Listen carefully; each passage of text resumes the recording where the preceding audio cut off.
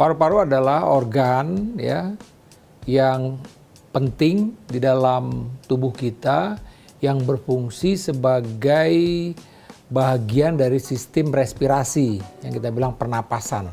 Kita ini kan perlu bernapas ya, perlu menghirup oksigen, mengeluarkan CO2.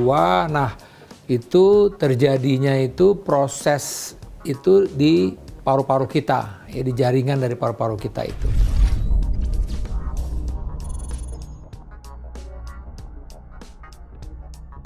Ya, jadi jantung, paru itu suatu hal yang saling berhubungan.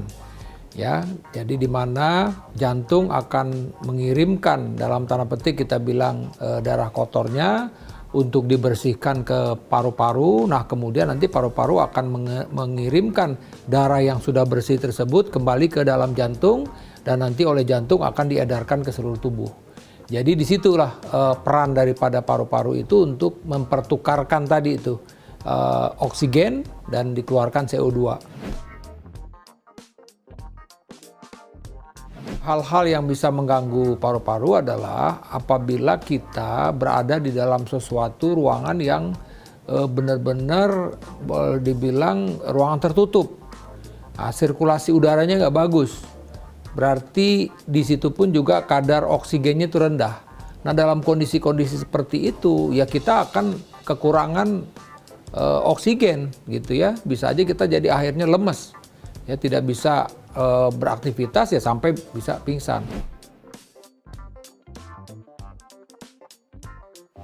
Ya, jadi kita mesti tahu memang ada dua hal yang terjadi. Ya, pertama yaitu adanya awan panas. Ya, awan panas ini secara langsung ya kalau ini memang terhirup tentu akan menyebabkan perlukaan paru-paru kita. Satu. Kemudian juga ke kulit kita pun itu kan juga ada beberapa pasien-pasien yang dilaporkan mengalami luka bakar gitu ya. Nah, bicara soal tadi situasi di mana oke lah kan bisa aja ini mungkin karena ada pembangunan di rumah, banyak debu ya kita harus memakai masker. Apalagi pada orang-orang yang mempunyai alergi.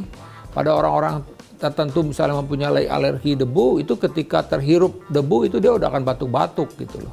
Nah, bahkan menimbulkan sesak napas. Untuk mengetahui apakah paru-paru kita bermasalah, memang yang paling sering dilakukan oleh dokter adalah dengan pemeriksaan ronsen. Nah, pemeriksaan ronsen paru-paru inilah yang bisa menunjukkan apakah terjadi suatu infeksi atau peradangan. Misalnya secara spesifik kalau itu berasal disebabkan oleh kuman tuberkulosis, maka akan gambaran perselubungan itu ada di bagian atas paru-paru.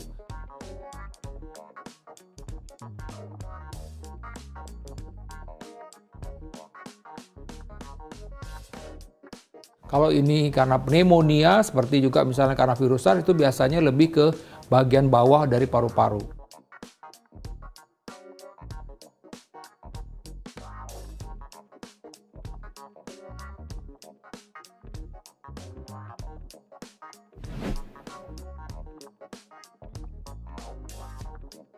Dalam situasi seperti contoh tenggelam saja, kan tenggelam itu kan kita tidak bisa menghirup udara, oksigen ya kita tenggelam akan fatal, ya akan lemas, pingsan dan meninggal dunia gitu. Jadi kita tahu kan beberapa orang misalnya ditemukan meninggal di dalam mobil karena memang tadi mungkin dia juga terhirup gas CO misalnya.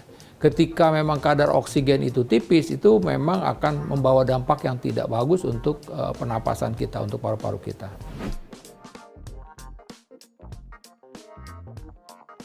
Kita menghindari paparan dari zat-zat tertentu yang paling jelas rokok misalnya kan gitu. Kemudian tadi nih kalau kita memang berada di suatu karena pekerjaan karena memang paparan paparan debunya yang cukup tinggi, apalagi ini debu dari industri. Nah, kita harus selalu menggunakan masker yang baik ya, masker yang memang debu itu tidak bisa terhirup oleh paru-paru kita gitu loh.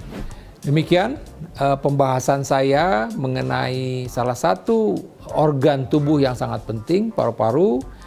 Saya Profesor Arif Ariyalsam, sampai jumpa pada konten berikutnya.